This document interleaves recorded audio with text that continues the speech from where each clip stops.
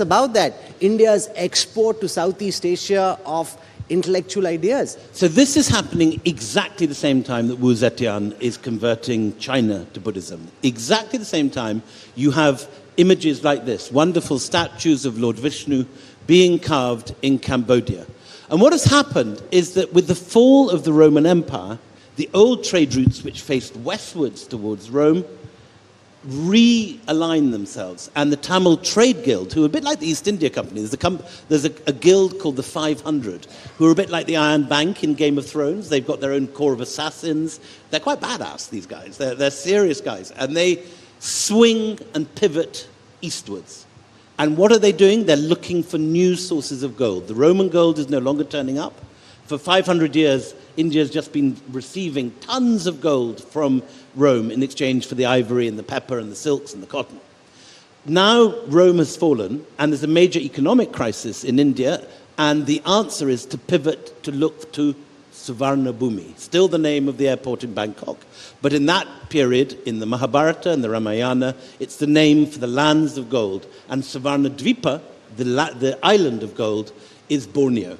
So all these places on the map, Palembang, Keling, Kutai, Okeo, these are major sources of gold from India from the 5th century.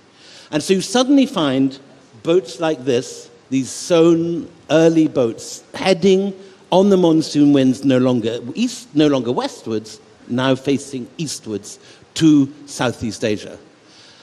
And from the 5th and 6th century, you see, this is pictures I took recently in Malaysia, in the Bujang Valley. So you see Buddhist monks in bronze, you see lingams and yonis in stone and in bronze, and images of Lord Shiva.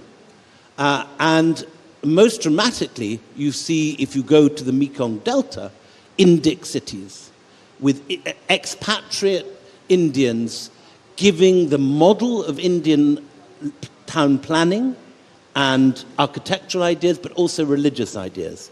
And on the edge of the Mekong Delta, you find the very first Hindu temple in Southeast Asia. Very small initially, Ashram Maharose at Angkor Borei. Inside that temple, you get these extraordinary images of Lord Rama and Lord Vishnu from the 5th and 6th century. Looking very Cambodian. You wouldn't mistake them for an Indian sculpture, but these are obviously Hindu gods who originate in India. But from the beginning, Southeast Asia slightly transforms what's happening. Top right, you've got Jayavarman II, the founder of Angkor Wat. He depicts himself as Lord Vishnu. If you see on the top right, he's holding a discus and a conch. Now, you never have that in India. You never have a king showing himself